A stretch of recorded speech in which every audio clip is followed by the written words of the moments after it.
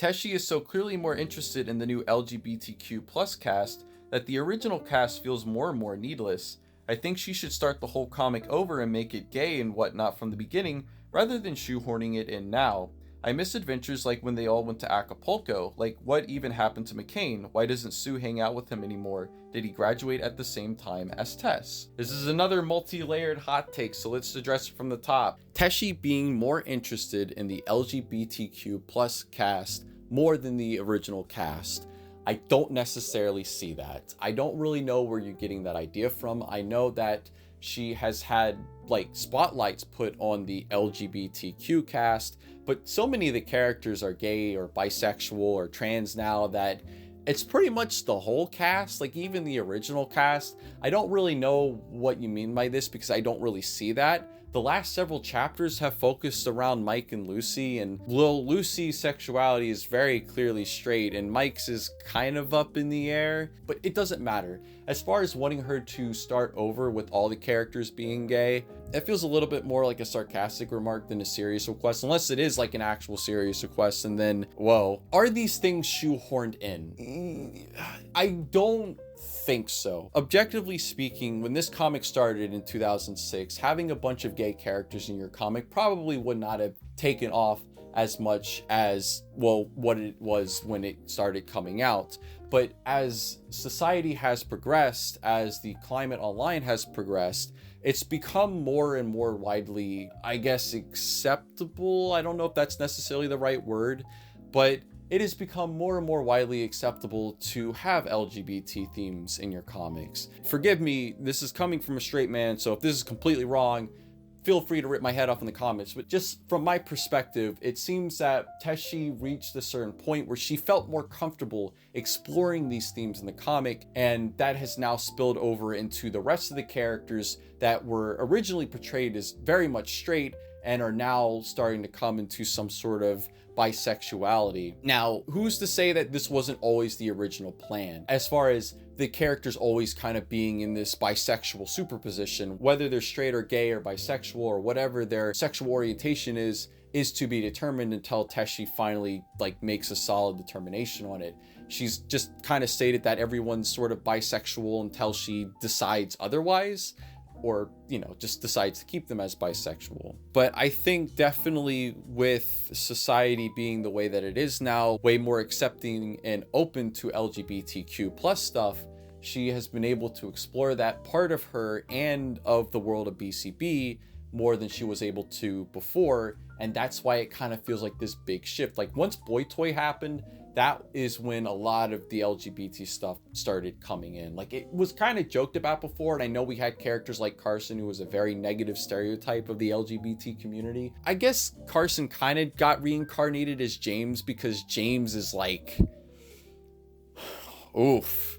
I think James is kind of a negative stereotype, and I know it probably isn't meant to be like that. I know James is probably just meant to be like a really weird flamboyant character because Teshi is trying to build him up as more of a weird match for David, because David's also kind of a weird guy. But as I talked about in the second string review, you don't have to go this hard on this character, because now it's just like this guy is almost unreasonably open about his gayness in like 2009 in high school, which would like never happen. And maybe it depends on where you grew up. Maybe there were some places that were more open than others, but I just know from my experience, if you acted the way James did in high school, you would be a social outcast. People will be like, stay away from that guy. That guy's weird as fuck. I don't think there's anything inherently wrong with having a lot of LGBTQ characters, but I think Teshi just kind of does it really inconsistently.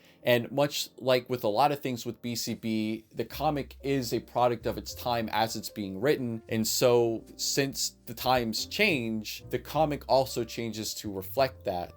But at the same time, she's kind of just being really inconsistent as far as how gay people have to act in BCB. Like Matt is very reserved. He desperately has to hide his gay feelings. And then James gets to just be open, running around screaming and hollering about how gay he is and just kissing guys, even though he has no reasons to suspect that they're gay, and thinking he can change their mind. It's not great. I want to like James, but man, he is just grating on my nerves. Him and David are definitely birds of a feather. As far as missing the adventures like Acapulco, once again, everything in BCB is a product of its time, and when BCB was in volume 1, it was a lot more open and free.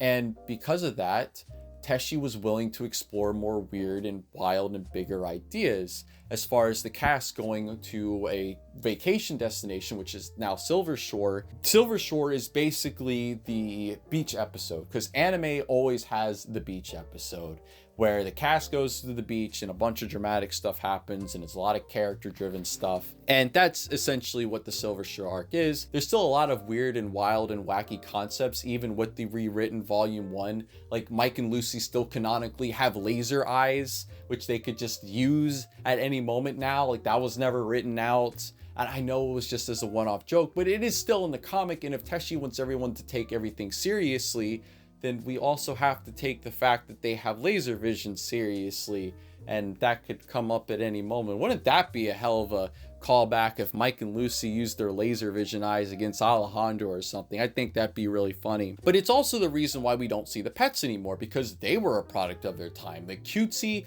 little talking woodland creature sidekicks, and Teshi just kind of wrote them out when she decided she wanted to take the comic in a more serious, grounded direction, even if there are still some creative liberties taken as far as grounded and realism is concerned in BCB, but it's her world and she's allowed to take those liberties. I do miss things like Acapulco / Silver Shore, but it's not to say we don't get interesting ideas now. I think the track team is kind of a cool idea, even if Teshi only uses it as a vehicle for relationship drama rather than actually wanting to explore what it would be like to be on a track team. There are interesting characters there. I just wish it wasn't like more relationship drama, which is why I was excited about it at first. And now I'm just kind of like, all right, well, who gives a shit, because it's just the same old shit. And then you have method acting, which a lot of people thought that chapter was dumb and pointless and boring, and I loved it. Like, that is my hot take, that method acting was a great chapter. In fact, it is one of my favorite chapters